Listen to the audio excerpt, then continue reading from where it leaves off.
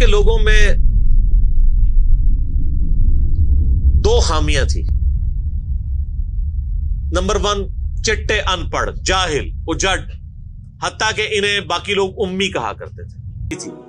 पीछे नहीं हटते थे, चाहे किसी दुश्मन को भी जुबान दी है। আল্লাহ ने उनकी ये दो खूबियां यूटिलाइज। আসসালামু আলাইকুম বন্ধুরা, আশা করি সবাই ভালো আছেন। আলহামদুলিল্লাহ, আমি ইসমাইল বিন সিদ্দিক যথারীতি আমাদের সামনে চলে এলাম নতুন একটা চমৎকার ভিডিও নিয়ে। আজকের ভিডিওটি পাকিস্তানি ইসলামিক স্কলার ইঞ্জিনিয়ার মোহাম্মদ আলী মির্জা হাফিজাহুল্লাহর চমৎকার একটি ভিডিও। যখন আল্লাহ সুবহানাহু ওয়া তাআলা পবিত্র কোরআন নাজিল করেছিলেন আরবের মধ্যে, হযরত মুহাম্মদ সাল্লাল্লাহু আলাইহি ওয়াসাল্লাম যখন কোরআন নাজিল করেছিলেন তখন আরবের কী অবস্থা হয়েছিল, আরব সমাজের মধ্যে তখন কী পরিস্থিতি হয়েছিল।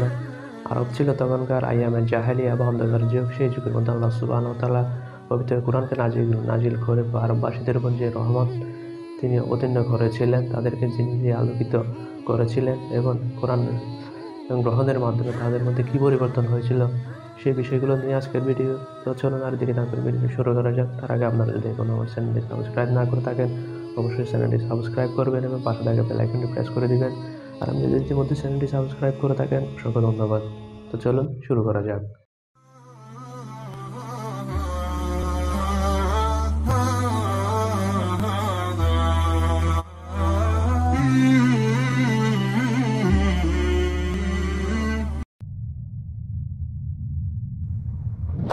कि अरब के लोगों में दो खामियां थी। नंबर 1, चिट्टे, अनपढ़, जाहिल, उजड़, हत्ता कि इन्हें बाकी लोग उम्मी कहा करते थे। उम्मी नेरे अनपढ़।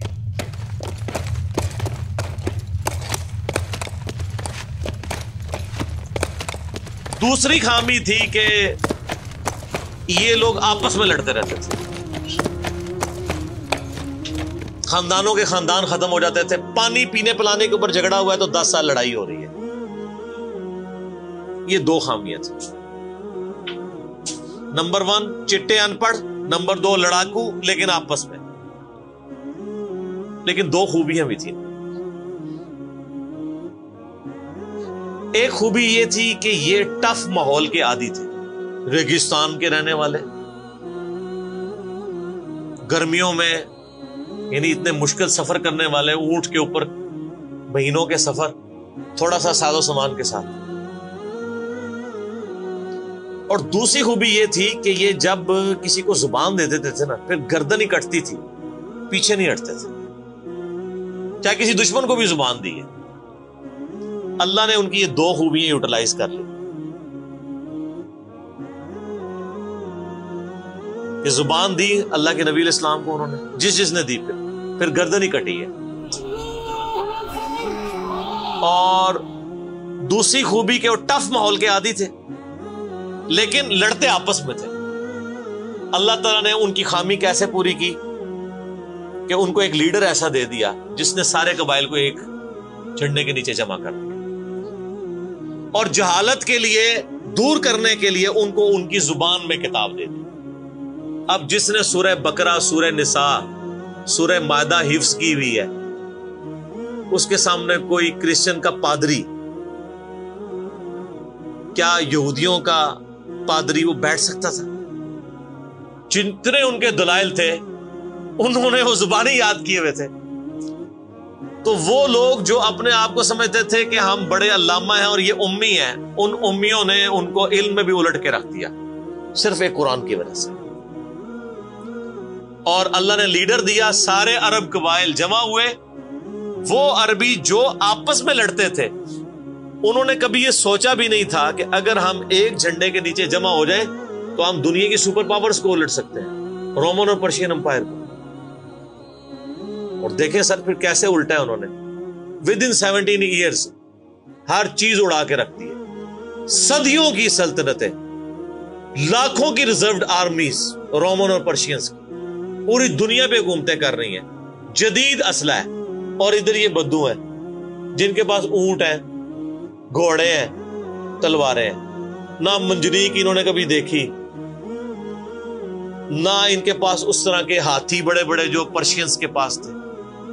बस चल पड़े, कलमा पड़े और निकल खड़े हुए। پھر دنیا نے دیکھا کہ ہر چیز کو الٹ کے رکھ دیا, انہی کے اسلحے ان سے چھین کے انہی کو الٹ دیا. وہ ساری کی ساری بجلی کس نے بھری تھی ان کے اندر؟ اس کتاب میں.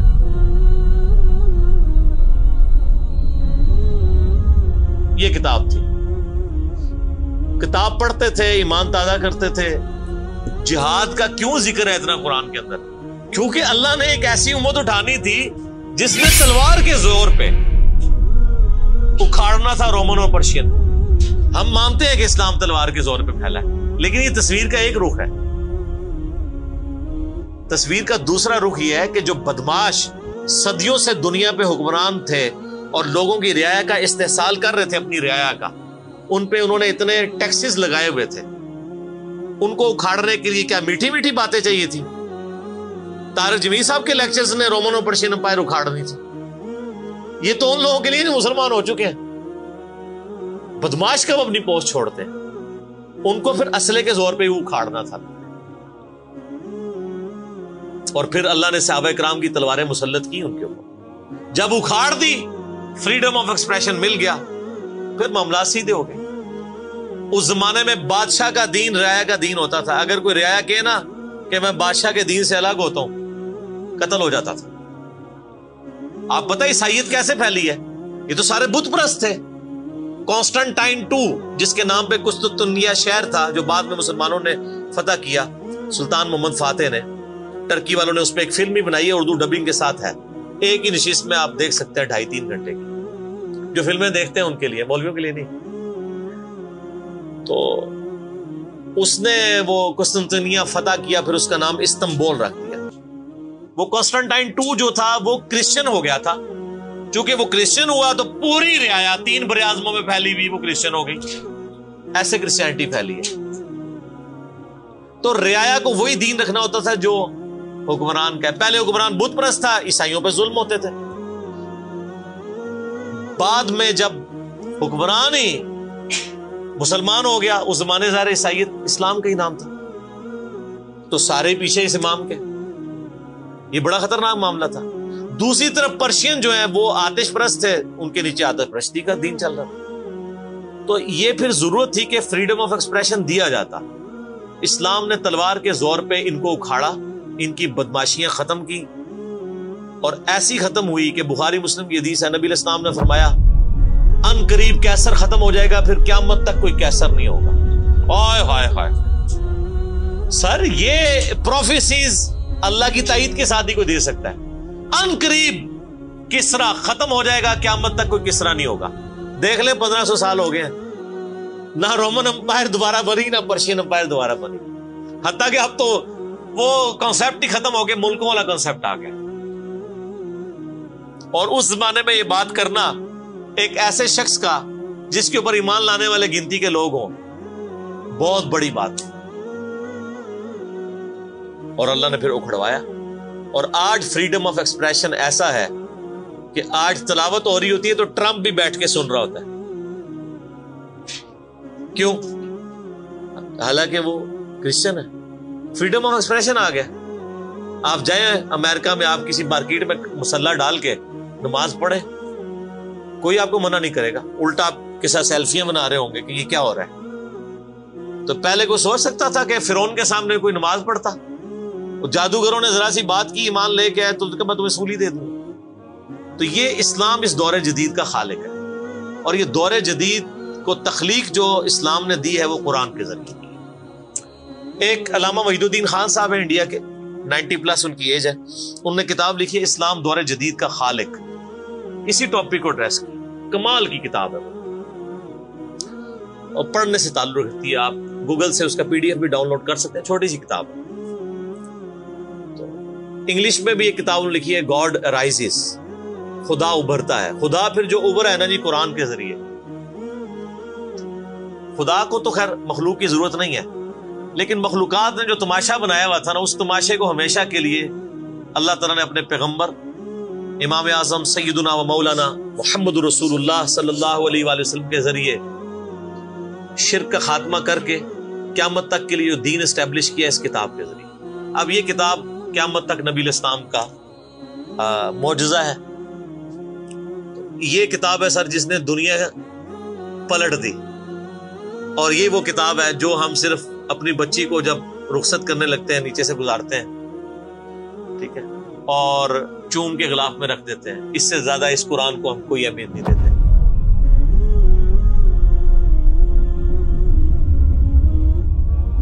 हालांकि ये कुरान इसलिए नाज़िल ही नहीं हुआ, ये तो हमारी किताब जिंदगी है, लेकिन माशाल्लाह ऐसी साजिश इस्लाम के खिलाफ की है काफिरों ने नहीं, मुसलमानों ने पूरी नेक नीति के साथ जनाजा निकाला दीन का, और एक स्लोगन दे दिया, कुरान नहीं डायरेक्ट पढ़ना गुमराह हो जाओगे, कुरान में बड़ी बड़ी मुश्किल चीजें हैं, इसको हाथ नहीं लगाना।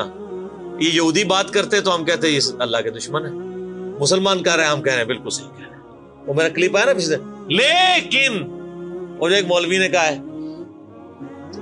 तो वो इस्लाम 360 के ऊपर जो उसने हमला किया है, तो मेरा क्लिप भी उस पर रिकॉर्ड हुआ है। तो पहले तो लोग कहते थे ये हमें बातें करता है, अब तो वीडियो में लोग रिकॉर्ड करा रहे हैं कि जी कुरान डायरेक्ट नहीं पढ़ना, आप गुमराह हो जाए। अच्छा, आज तक आपने कभी नहीं सुना ये कहें कि फलां मौलवी की किताब डायरेक्ट नहीं पढ़नी, आप गुमराह हो जाएंगे। यानी मौलवी किड्डा सियाना है कि उसको तरीका पता है कि मैंने बात कैसे समझानी है, और उसको ऐसी किताब लिखनी भी आती है जो गुमराह ना करे। और अल्लाह को ऐसी किताब नहीं देनी आई कि जो गुमराह होने से बचा ले। कुरान में कहां है कि गुमराह करता है? वो तो अल्लाह ने टांट किया कि जो कुरान पे ईमान नहीं लाते वो गुमराह होते हैं, जो ईमान ले आए और बात मान ले वो कैसे गुमराह होंगे? ये तो तारीफ की है इन्होंने। तो इस किताब ने जनाब दुनिया की कायाकल्प की है, और इसका टेस्ट आप तभी फील कर सकते हैं जब आप अरबी जानते हो थोड़ी बहुत, या फिर अगर आपने उर्दू में टेस्ट लेना है तो आप मौलाना मौदूदी रहमहुल्लाह का तर्जुमा पढ़ें। वो उसी सोजो गुदास को ट्रांसलेट करता है उर्दू के अंदर। मैंने अभी तक किसी और बंदे के तर्जुमे को नहीं देखा कि जो तर्जुमे तो बड़े लोगों ने किया, मतलब बरेलवी साहब ने, श्री थानवी साहब ने, इन दोनों के तर्जुमे तो वैसे ही वक्त के साथ खत्म हो गए इस लिहाज से कि उसमें तो कई अल्फाज जो है वो पुरानी उर्दू के हैं। हमारे नए बच्चों को तो समझ नहीं आती लिखा क्या हुआ है। हमने कई संगतें हलाक कर दी। संगतें पता किसे कहते हैं? नहीं पता। कई उम्मतें, उन्होंने उम्मत का तर्जुमा संगत किया, उस जमाने में वो चलता था, ठीक है। आजकल अगर आप आला हज़रत का ये तर्जुमा रखें तो लोगों को नहीं समझ आएगा, लेकिन मौदूदी साहब ने चूंकि लेटेस्ट उर्दू में तर्जुमा किया और फिर वो सोजो गुदास ट्रांसफर किया। मेरा चैलेंज, आप कोई कुरान की सूरत निकालें अपनी मर्जी की, बाकी सारों के तर्जुमे रखें, फिर मौदूदी साहब का भी पढ़ें, तो आपको लगेगा कि आपका दिल तेजी से धड़कना शुरू हो गया है। अल्फाज के चुनाव, फिर उसमें जो रिदम है, और वो उन्होंने तफहीमुल कुरान के मुकदमे में लिखा है कि मैंने देखा है कि हमारा नौजवान कुरान तर्जुमे से लेके बैठता भी है ना तो बोर हो जाता है। तो उनका मैंने समझा है कि क्यों होता है बोर, क्योंकि वो तो पढ़ रहे थे उर्दू में, अल्लाह ने तो कुरान नाज़िल किया अरबी में, अरबी उसने सीखनी कोई नहीं है, और उर्दू ने जो तर्जुमा किया हुआ है वो उन्होंने तर्जुमा किया हुआ है एज ए स्टोरी बुक। ये तो किताब जिंदगी है, ये तो जिंदा किताब है, बल्कि मुसलमानों की जिंदगी का सबब है। सही मुस्लिम में हदीस है, अल्लाह इस किताब की वजह से कौमों को अरूज देगा और इस किताब की वजह से लोगों को, उम्मतों को जवाल देगा। जिसको डॉक्टर इकबाल ने फिर शेर में कहा, वो जमाने में मुअज़्ज़ज़ थे मुसलमान होकर और तुम हार हुए तारिक कुरान होकर। वो जमाने में मुअज़्ज़ज़ कौन? सहाबा अहले बैत, ताबईन तबा ताबईन, और तुम हार हुए कौन? असी, और सिर्फ असी नहीं, साढ़े बुजुर्ग भी। ये ना समझिएगा, जाहिर आप तो हम कह सकते हैं ना, डॉक्टर इकबाल के जमाने में इंडिया पाकिस्तान बांग्लादेश के जितने बाबे जिंदा थे आज तो कह सकते हैं मर गए हैं। डॉक्टर इकबाल जब ये शेर कह रहा था तुम खार हुए तारिक कुरान होकर, तो वो खार अहमद बरेलवी साहब, अशरी थानवी साहब, ये सारे लोग जिंदा थे उस वक्त, तो उन्हीं को ही कह रहे थे ना। हत्ता कि कुरान के तर्जुमे को भी गुनाह समझा गया। ये तो बहुत बाद में तर्जुमा हुआ है, पहले तर्जुमा शाह वलीउल्लाह दिल्वी ने किया। पहले तो लोग कहते हैं कुरान का तर्जुमा करने की जरूरत नहीं है, और यहाँ लोग कहते हैं बुजुर्गों की बड़ी खिदमत है। हम पूछते हैं 1000 साल से बुजुर्ग यहाँ बैठे हुए हैं, किसी एक बुजुर्ग का कुरान का बुखारी का तर्जुमा मुझे दिखा दे कि जी ये सुल्तान बाहू ने देखे नहीं कुरान का तर्जुमा किया, ये जी दाता साहब ने बुखारी शरीफ का तर्जुमा किया। क्या इंडिया पाकिस्तान बांग्लादेश के लोगों की जुबान अरबी थी? फारसी थी ना? तो किसी बुजुर्ग को तौफीक नहीं हुई है कि कुरान का फारसी में तर्जुमा कर दे। ये इतना बड़ा छक्का मैंने मारा है कि क़यामत तक ये रोएंगे।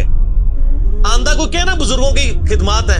हमारे प्राइम मिनिस्टर साहब भी कहते हैं ना जी, वो फरीदुद्दीन गंजे शकर की बड़ी तालीम। फरीदुद्दीन गंजे शकर साहब ने कौन सा कुरान का तर्जुमा किया? اگر کسی نے قرآن کا ترجمہ ہی نہیں کیا, بخاری مسلم کا ترجمہ ہی نہیں کیا, وہ کیا خدمات کرتا رہے؟ وہ اپنی تعلیمات دیتے رہے. صحیح غلط اس کا فیصلہ ہم نہیں کرتے, وہ تو پھر میں اور طرف چل پڑوں گا. صرف جو خدمات والا ڈھونگ رچایا ہوا ہے نا, وہ میں آپ کو بتا رہا ہوں. جتنوں کے مزار بنائے ہوئے آپ نے, کسی ایک کا ترجمہ دکھا دے قرآن کا, تو یہ پھر انہوں نے جان بوجھ کے سیاست کی اسلام کے نام کے اوپر, اپنی باتیں کرواتے رہے. سر ان کو پتا تھا قرآن کا ترجمہ ہو گیا, سورہ زمر اور سورۃ الانعام اگر اردو میں آ گئی تو بابوں کو کس نے پوجنا ہے؟ سر بخاری کا اگر ترجمہ ہو گیا تو ساروں نے تو رفع الیدین سے نماز پڑھنی ہے, بابے سارے بغیر رفع الیدین والے نے. یہ وجہ تھی کہ بڑی ہوشیاری ہے انہوں نے. اینا سمجھو بولے سمجھے, بہت ہوشیار سمجھے. اور دیکھ لینا پھر اب رزلٹ سامنے آ گیا. جدھر ترجمے ہوئے ہیں وہ کہنا نہیں پیو دادے تے ایتھے ہاتھ بندہ سی, ایتھے بندہ ہے, تو رزلٹ نکل آیا نا. اسی لیے بزرگ جو کام کرتے ہیں وہ حکمت سے خالی نہیں ہوتا. ہاں انہوں نے بڑی شیاری دکھائی ہے آپ کے ساتھ, لیکن اللہ کا وعدہ ہے, هو الذی ارسل رسولہ بالہدی ودین الحق لیظہرہ علی الدین کلہ. قرب قیامت سے پہلے دین کو غلبہ ملنا ہے. غلبہ بابوں کے ذریعے نہیں ملنا تھا, اسی کتاب سے.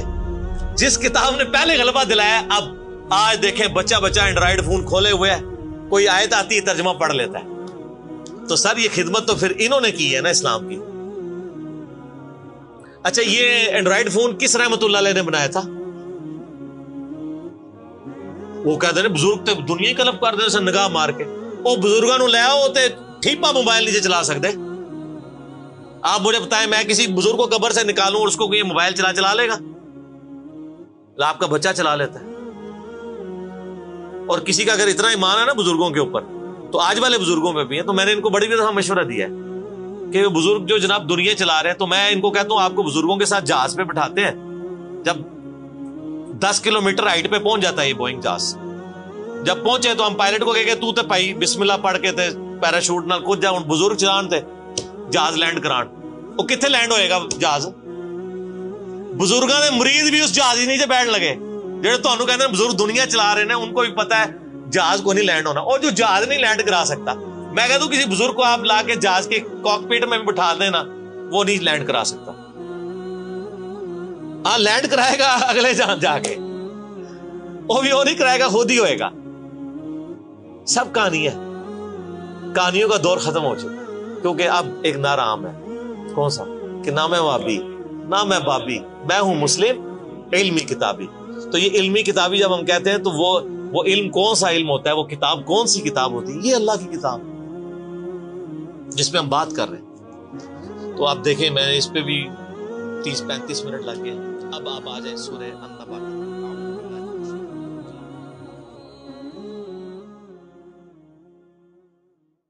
আলহামদুলিল্লাহ সুম্মা আলহামদুলিল্লাহ. আসলে আল্লাহ সুবহানাহু ওয়া তাআলা পবিত্র কোরআন নাযিলের মাধ্যমে বিশ্বব্যাপীর উপর যে অনুগ্রহ তিনি করেছেন সেটা আসলে অভাবনীয়, সেটা আসলে কল্পনা করার মতো না.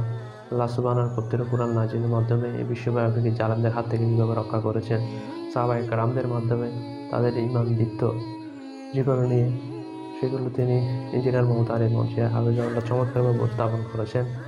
তো আশা করি আপনাদের ভিডিওটি ভালো লেগেছে. যদি ভিডিওটি ভালো লাগে থাকে অবশ্যই ভিডিওটির একটা লাইক দিবেন, অবশ্যই নিচে কমেন্ট বক্সে আপনাদের মূল্যবান মতামত জানাবেন, চ্যানেলটি সাবস্ক্রাইব করতে ভুলবেন না. এই ছিল আজকের ভিডিও. তো দেখা হবে পরবর্তী ভিডিওতে. ততক্ষণ পর্যন্ত ভালো থাকবেন, সুস্থ থাকবেন, অবশ্যই ইসলামিক কন্টেন্টগুলোকে প্রমোট করার চেষ্টা করবেন. ফি আমানিল্লাহ. আসসালামু আলাইকুম.